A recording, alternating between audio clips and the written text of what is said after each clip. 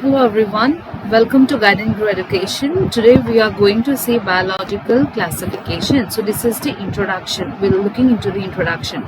So what is classification? Classification is the arrangement of organisms into groups based upon their distinctive characteristics, based upon the characters, similarities, which is based on similarities and dissimilarities. So basically if we say classification, what is classification? It is the grouping of organisms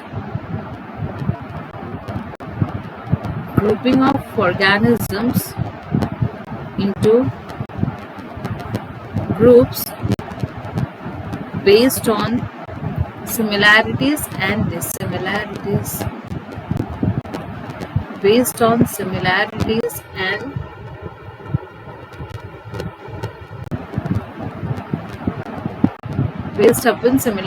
and dissimilarities, right? And why classification of living organism is essential? The classification of living organism is essential because it makes the study of all living organisms easy and convenient, right? So it makes the study systematic as well. Yes, it helps in understanding the relationships between different groups of organisms. It helps in studying the evolutionary relationships between organisms.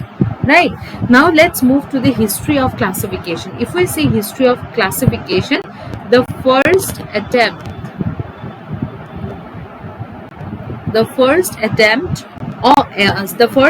that classification was made by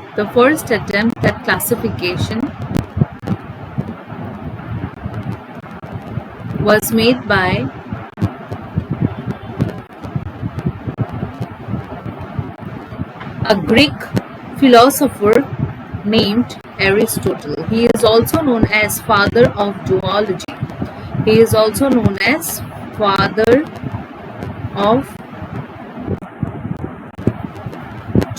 What he did, he classified organisms into two groups, that is plants and animals. Right, he classified organism into two groups, plants and animals. Right, animals, what he have studied, animals he further divided into two groups, one where RBC or red blood cells are present and another group where RBCs are absent. The one where red blood cells are present, what he termed as, he called them enigma, and where red blood cells are absent, he termed as enigma. Right, so enigma, example of enigma includes all vertebrates. An example of enigma includes all invertebrates. Right, so this is what is the classification grouping of organisms. The first attempt was done by Greek philosopher Aristotle, also known as father of zoology. He classified organisms into two groups, plants and animals. Animals he further classified into RBC, considered RBC as a factor. He termed enigma where RBCs are present, and he termed enigma where RBCs are absent. It includes invertebrates and enigma includes vertebrates. Now in plant, what he did, in plant, he divided the plant on the basis of stem and life duration. On the basis of stem, let me change the color.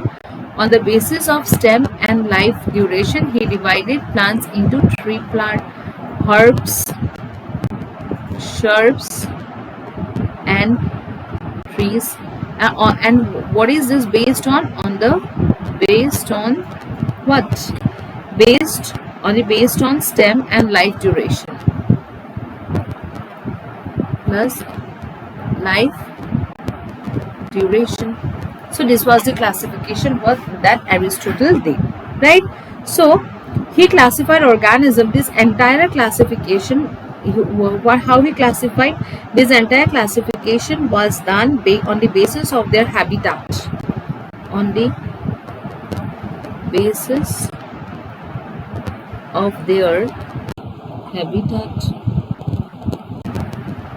Right, so the first The first attempt at classification was made by Greek philosopher Aristotle, who is also known as the father of zoology. He classified organisms into two groups, animals and plants, right? Plants on the basis of their stem and life duration. He classified plants into herbs, shrubs and trees, right? And on the basis, and animals on the basis of red blood cells, he grouped into two further groups. Where RBCs are present, he termed as enema, and where RBCs are absent, he called as anema. RBC present includes vertebrates, RBC absent includes invertebrates, right? So this is the classification. Now what is the demerits of this classification? His classification could not be accepted. So this classification was not accepted. Now this classification was or could not be accepted as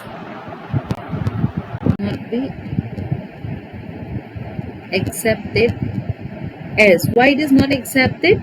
As it was an artificial system of classification. As it was an artificial system of classification. As it was an artificial system of classification, first, and second, certain animals lived in two habitats like amphibians, right? So grouping into the let me write it here. Certain animals lived in two different habitats, in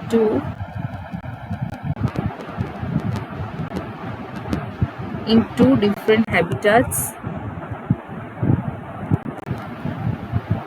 like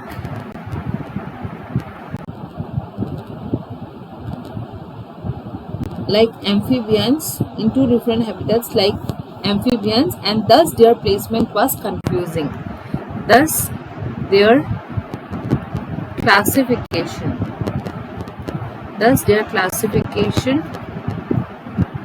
was not clear, right? Debashree is known as the father of botany. He classified plants based upon habitat, right? So up to this it's clear or not? Next we will see the another one, right? So up to this it's clear.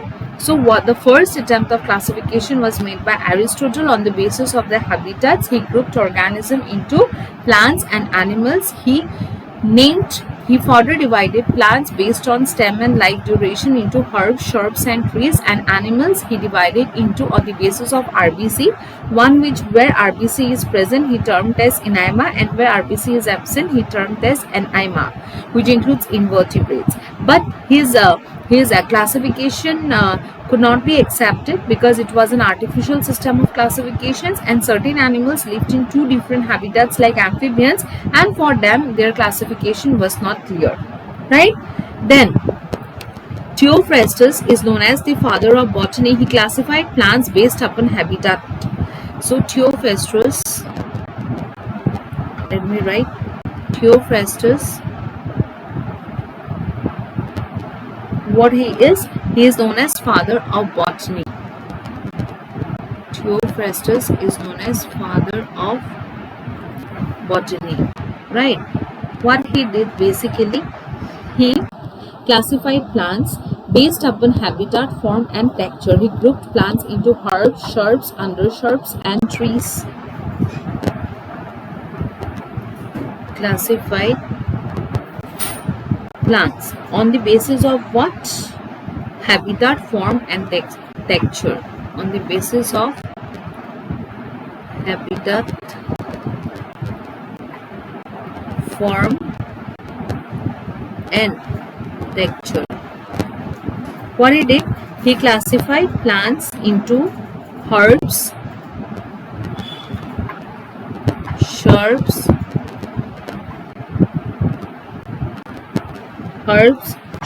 undershrubs and trees.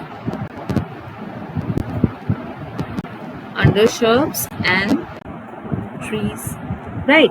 So He talked about, apart from this plant classification, he also talked about 480 plants in his book.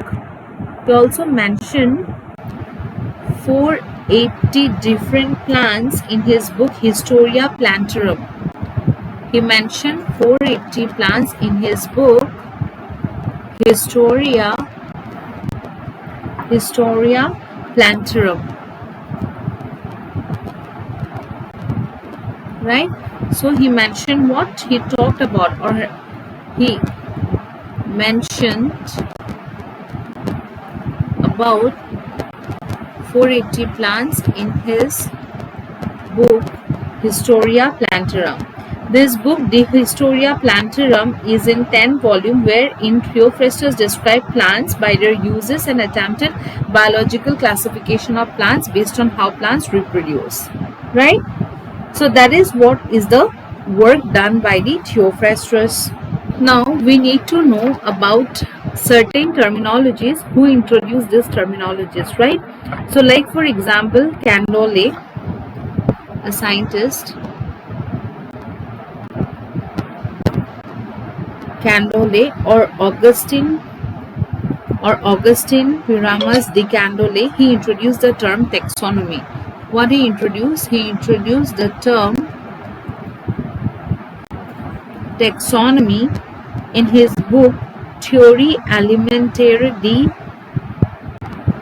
In his book, he introduced the word taxonomy in his book Elementary Theory of Botany. Elementary Theory of Botany, right? After that, another scientist, John Gray,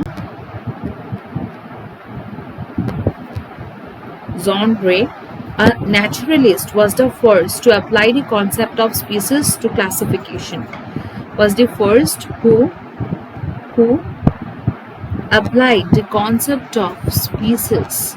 Was the first who applied the concept of species to classification. Yes. Then he introduced and defined the term species. You can say introduced and defined the term species, right? Then third, Carolus Linnaeus, also known as father of taxonomy. Carolus Linnaeus, also known as father of taxonomy. He gave the sexual system of classification in 1758. He gave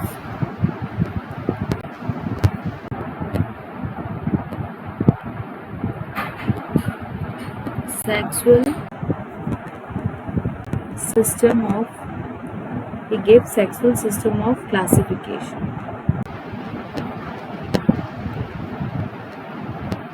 Right? Yes. He also listed all the animals known to him in his book Systema Naturae. This is the first one. Second, what he did? He characterized and named over. He characterized and named over 4,400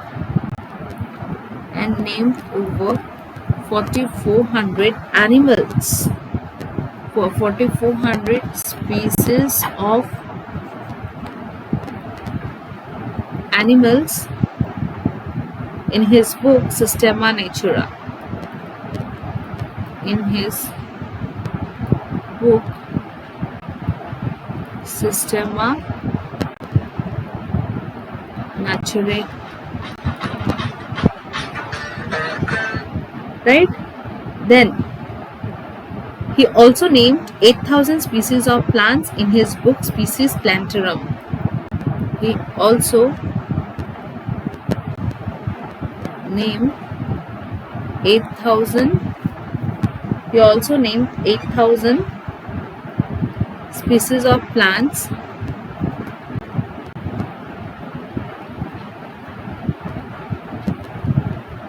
also named 8,000 species of plants in his book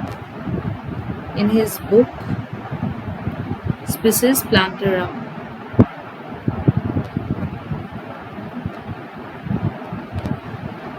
In his book Species Plantarum, right?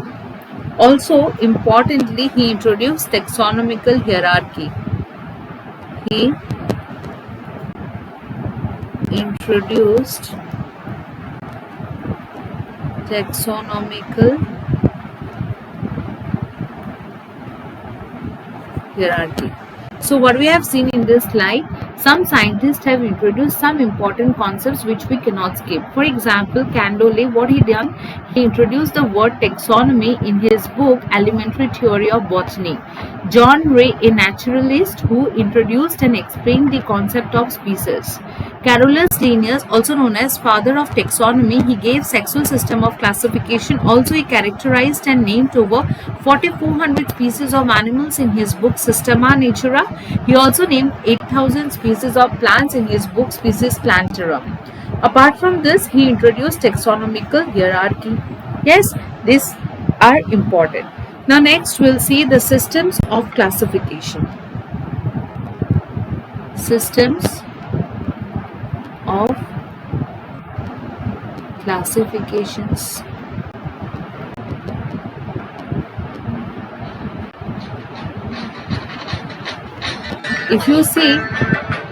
If you see systems of classification, there are three types of systems. What are the three types of system? Let me explain you. One is artificial system of classification. Artificial system of classification. Second is what? Natural system of classification. Second is natural system of classification. And third is phylogenetic system of classification. And third is phylogenetic system of classification. And third is phylogenetic system of classification, right? So in artificial system of classification, what is artificial system of classification? In artificial system of classification, what happens? This type of classification is based on habitat, external features like morphology or on the numeric number of the sex organ, right? So this basically what artificial system of classification is based on. Artificial system of classification is based on habitat, right? External features,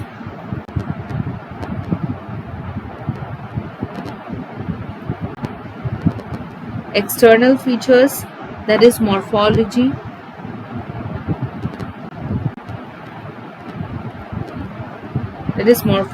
numeric number of sex organ, etc. Linnaeus also put forward this artificial system of classification. Linnaeus also put forward an artificial system of plant classification on the basis of numerical strength of the sex organ, right? So now let's see the merits. So what you need to know is, based on the artificial system of classification is based on habitat or external features, that is morphology or on the numeric number of the sex organ, etc. Linnaeus has also put forward an artificial system of plant, right? And what are the demerits? Demerits of artificial system of classification: it could not be accepted. It could not be accepted. Why it could not be accepted? As it was based on superficial characteristics. As it was based on superficial characteristics, right? It did not take into account the relationship between different organisms, right? Do not consider the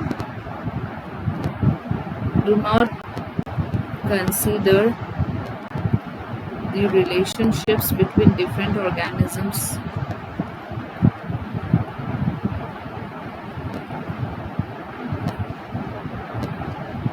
Do not consider the relationships between different organisms. Then it separated the closely related species, right? Because of this, artificial system of classification was not accepted. Coming to natural system of classification, it was based on natural affinities among the organism. It was based on natural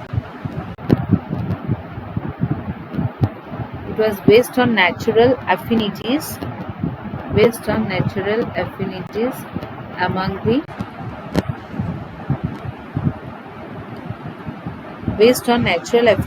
among the organisms, right? Among organisms, which includes the morphology, anatomy,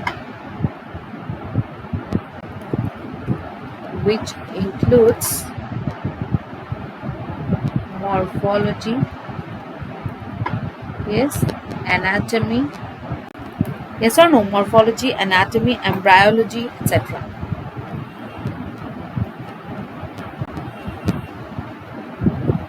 Yes, so that is natural system of classification. Clear? So what is the demerits? It does not consider habit and habitat as characteristics of classification. What is the demerits here?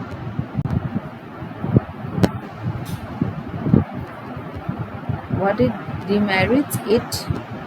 It what? It doesn't consider habit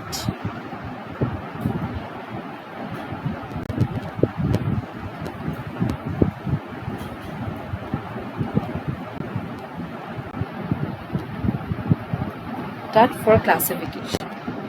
It does not consider habit and habitat for classification, right? So this was the demerit of natural system of classification. But what is there any merits of natural system of classification? Yes, it is better than artificial system of classification because it considered characteristics of each and every organism. The system prevents placing together the non-related organisms, etc. Right? Now coming to phylogenetic system of classification. So what is phylogenetic system of classification? So when we talk about phylogenetic system of classification, this means what? Classification that is based on evolutionary relationship. Classification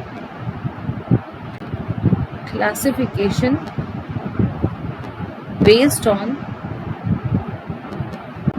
evolutionary relationship. That is what we call it, phylogenetic system of classification.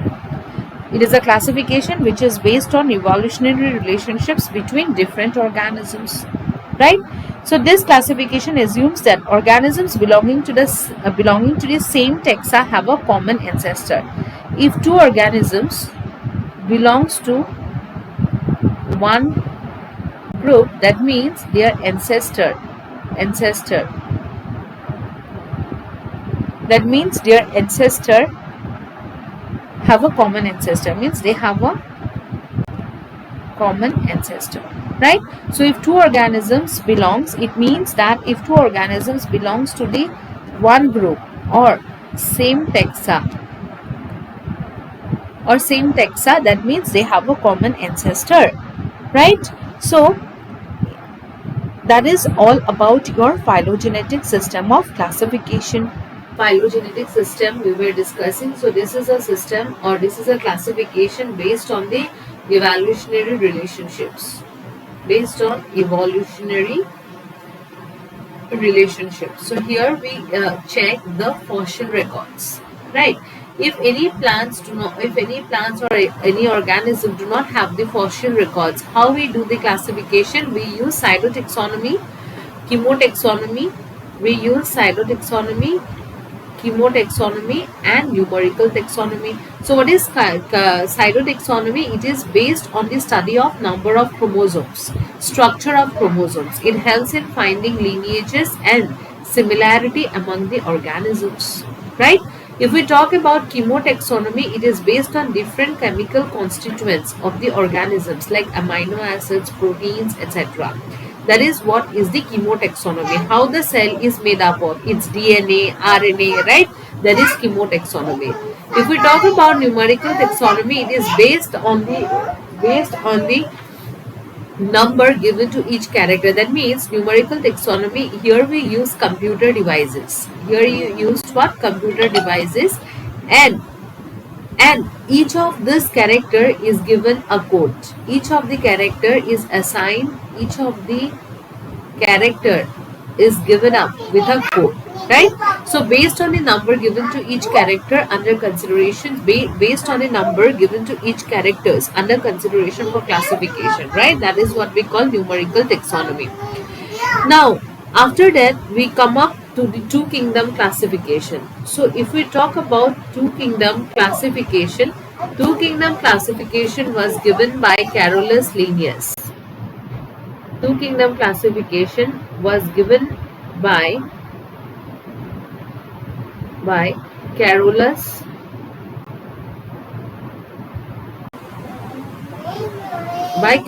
Linnaeus, right? So what is the criteria? What is criteria based upon classification? The criteria he chosen or his classification was based on number one, mode of nutrition.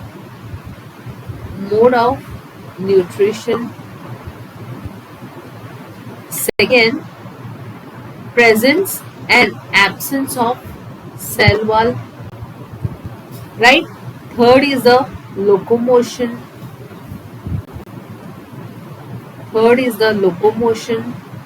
Fourth is what? Response to stimuli.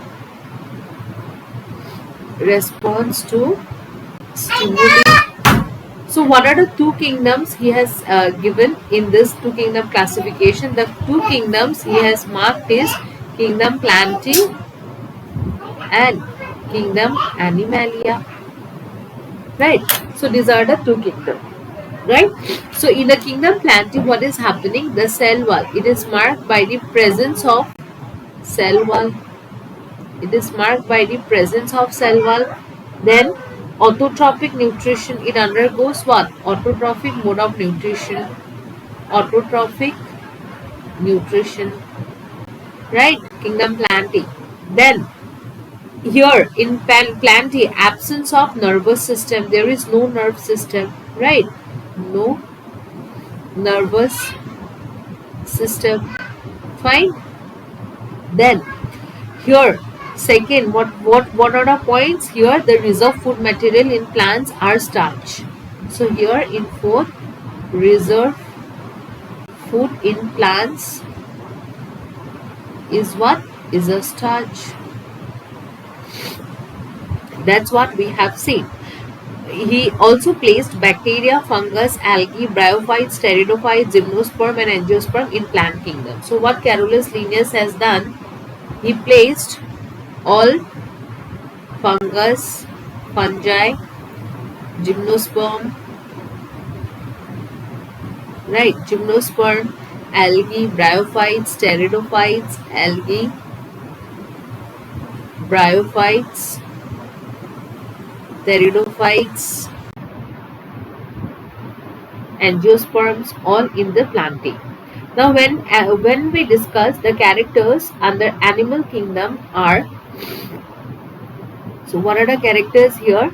It shows absence of cell wall. Absence of cell wall, right? Then absence of central vacuole, no vacuole. Absence of central vacuole. Here central vacuole was present in plants, right? Number third is what? Heterotrophic mode of nutrition. Heterotrophic mode of nutrition, right? Heterotrophic mode of nutrition, right? And here reserve food material. What is reserve food material? Is glycogen. Reserve food material is glycogen. Yes, So that is the two kingdom classification given up by Carolus Linnaeus. So what is the advantages of two kingdom classification? It initiated the first systematic way of classification. If we see the advantages, what are the advantages of classification? Number one, it initiated the first systematic way. It initiated the first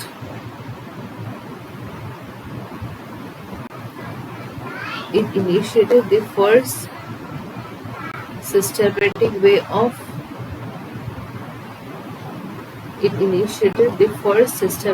of classification, right? It initiated the first systematic way of classification of organisms.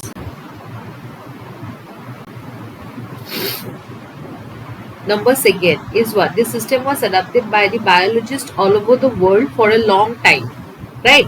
But it showed many inconsistencies.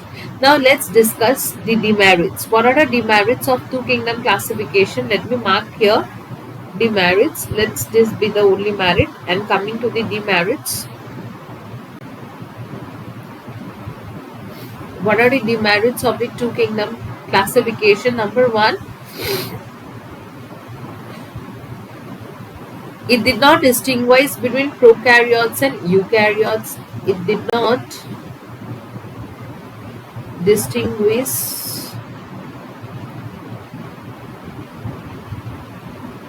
between prokaryotes and eukaryotic organisms, right? Which are having true nucleus and no nucleus, right? No nuclear membrane. Kingdom fungi were placed in kingdom year second. Fungi was placed inside kingdom Plantae. Fungi was placed inside kingdom Plantae, right? Plantae, whereas structurally, physiologically, and reproductively they differ. Whereas they differ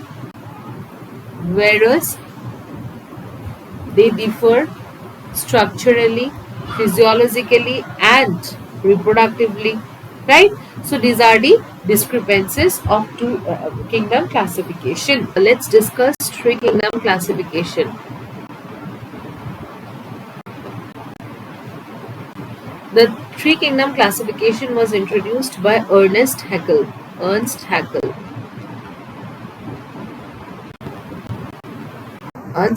He introduced the kingdom Protista.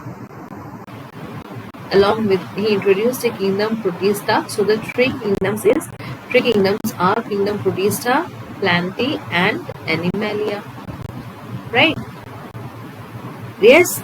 Protista. What kind of organism does Protista deals with? Protista contains unicellular eukaryotic organisms. Unicellular eukaryotic organisms, right?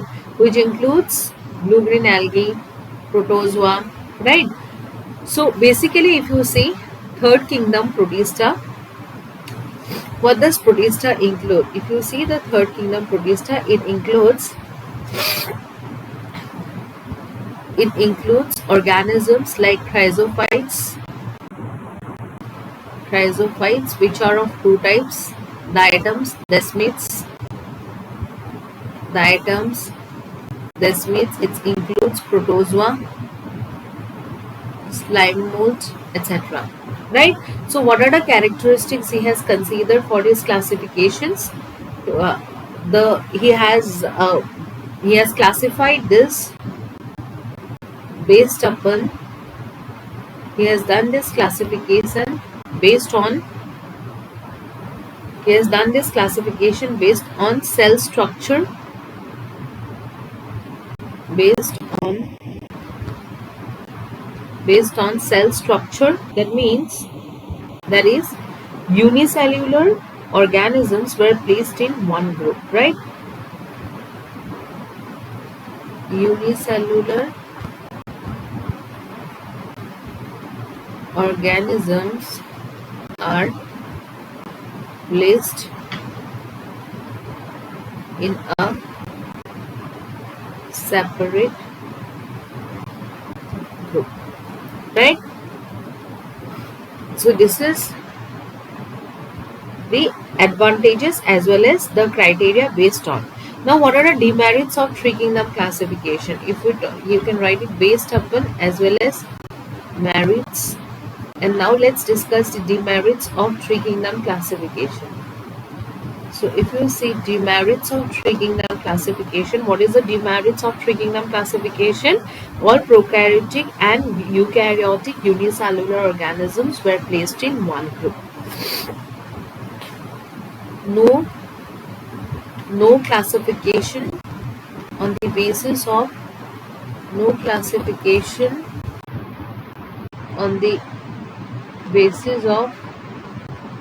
prokaryotic and eukaryotic cells.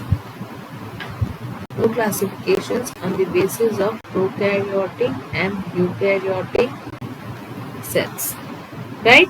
They are placed in a same thing. No mention of the viruses.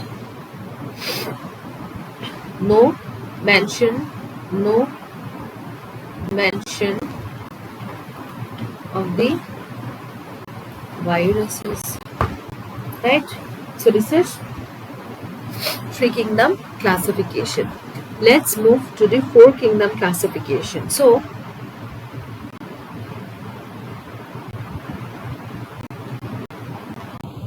four kingdom classification was done by a scientist known as Copeland. Copeland was the scientist who introduced a new kingdom. And what is the kingdom he introduced? He introduced the kingdom Monera. So now the other kingdoms, Protista, Plantae and Animalia. Right? So what is the Monera includes in this? This Monera includes unicellular prokaryotic organisms.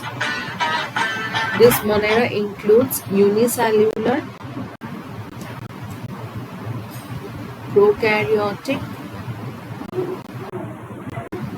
organisms. Right, this is what is included kingdom Monera, right?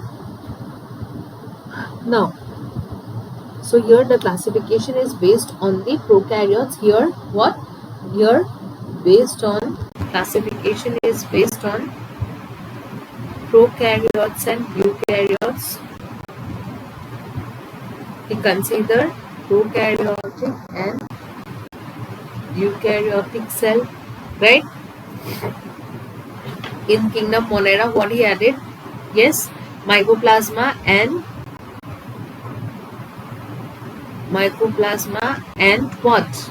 And prokaryotic form of primitive organisms were placed. And prokaryotic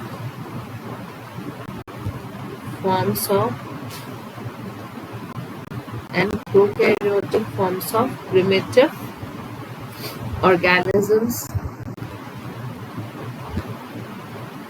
organisms were placed. Third is what? Third, it consists of what? Third, it consists of different cell wall, right? So this is what is the four kingdom classification. Let's discuss the merits. Merits, it includes prokaryote and eukaryotic cells. That means classification was based on prokaryotic and eukaryotic cells, right? That is what, which is classification is based on prokaryotic and eukaryotic cell. This is the merits, right? Now what are demerits here? Demerits is both unicellular and multicellular organisms are placed under Protista. Heterotrophic bacteria and fungi cannot prepare their own food, but still they were plants placed under algae, right? So what are the demerits of four kingdom classification? The merits is this: unicellular and multicellular organisms are placed under protista, and heterotrophic bacteria and fungi cannot prepare their own food. Right? Next, let's move to the five kingdom classification.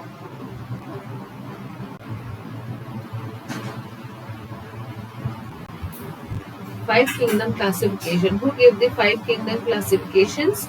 Yes, five kingdom classification was given by Robert Harding Whittaker. R.H. Whittaker. Right? His name is Robert Harding Whittaker. So what is the kingdom he added? He added the kingdom fungi along with the existing Monera, Protista, Plantae and Animalia. Right? Fungi which has been previously placed along with plants now had got a unique place in his classification. Right? So what are the criteria Whittaker considered? This classification was based on what points this classification was based on? This was based on the cell structure, body organization,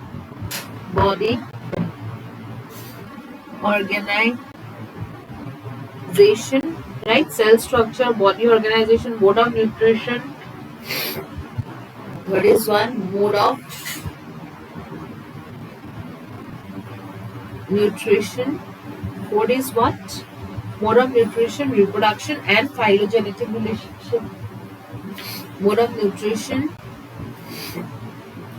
reproduction. Let me write reproduction here. Mode of nutrition and reproduction.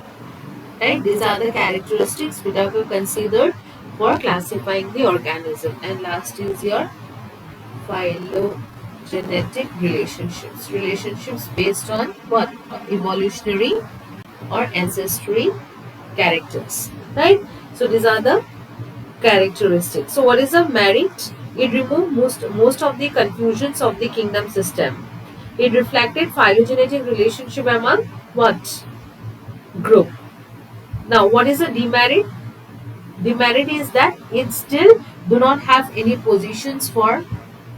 What is the demerit? Do not have. Demerits is what? Still do not have any positions for. Still do not have any positions for viruses and lichens. For viruses and lichens. Right? So this is what is the five kingdom classification. So if you see the five kingdom classification, let me draw a chart for the five kingdom classification, which will give you a very clear concept of each of the kingdoms. Right? So characters. Right? Let's then Monera, Protista, fungi, Plantae and Animalia. Let's see the characters. First is cell type.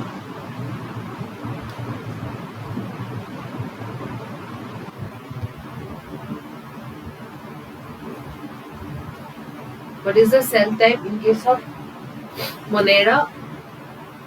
Let me write it properly with some othering. Okay, so that it's become more visible for you guys. So first, let's consider the cell type. In case of cell type, what is the cell type for prokaryote Monera? It is a prokaryotic cell. Prokaryotic cell. For Protista, it is eukaryotic cell. Right? For fungus, eukaryotic. Plantae, eukaryotic. Animalia also eukaryotic, right? Next, unicellular or multicellular? Unicellular or multicellular. So when we talk about uni or multi, what is the characteristics? In case of Monera, it is unicellular. In case of Protista, it is again unicellular. Unicellular eukaryotes. Fungus, multicellular. Yes, and what about Plantae and Animalia? Again multicellular. And in case of Animalia, it is again multicellular. Right? So this is what is the unicellular or multicellular. Come to the third, nuclear membrane. What about nuclear membrane? In case of what? In case of Monera, nuclear membrane is absent. Absent. In case of Protista, present. Fungus present. Plantae present. Animalia present. Right? What about mitochondria? In case of mitochondria, what is mitochondria? Absent. In case of what? In case of Monera, it is absent.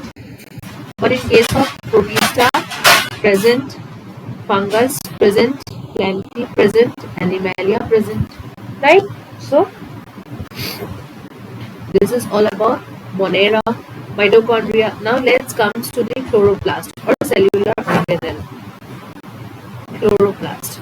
In case of chloroplast, what is the case scenario here? In here, mostly absent, right? But they contains chromatophore. Instead of chloroplast absent, but what they contains? They contain chromatophores, right? In Protista, present. Clear? All rest, all present, present, present. They are eukaryotes, so they have multicellular organ, right? Next, number 6 is what? Cell wall. So if we talk about cell wall in bacteria, in Monera, cell wall is made up of peptidoglycan. Right? In Protista, it is made up of silica. Right? And plus various other types are also present. Other types are also present. In fungus, it is made up of chitin, plantae, cellulose, and here it is absent in Animalia. Right? That is what is the cell wall. Now let's move to the mode of nutrition. So if we check the mode of next 7 characteristics, if we move on to the mode of nutrition. Mode of nutrition. So what is the mode of nutrition for Monera? The mode of nutrition for Monera is what? In case of Monera, it is autotrophic and heterotrophic. Autotrophic is also 2 types. Autotrophs, that means that uses light energy for preparation of food. Yes or no? Auto means self. Auto means self. Troph means nutrition, right? And they are dependent on self for nutrition, and what they use as source, they use as photon as a source of energy, right? Similarly, they can be chemoautotrophs. That means they are self dependent organisms where they use the chemical inorganic chemicals as a source of energy. Plus they can be also heterotrophic. In case of Protista, this also is autotrophic plus heterotrophic. In Plantae, in fungus, it is heterotrophic. Heterotrophic in case of fungi. Heterotrophic, which form? Heterotrophic, saprophytic and parasitic. Mostly saprophytic, that eat their food from the dead and decaying organic matter. Parasitic, which are dependent on the body or which lives within or on the surface of the body of the surface of the other living organism. Right? Plenty is autotrophic and Animalia is again heterotrophic. Yes, that's what we have seen the 5 kingdom classifications. Right? Next class we will be doing the 6 kingdom classification. With this, I would like to end up the class today. Thank you so much for joining this session.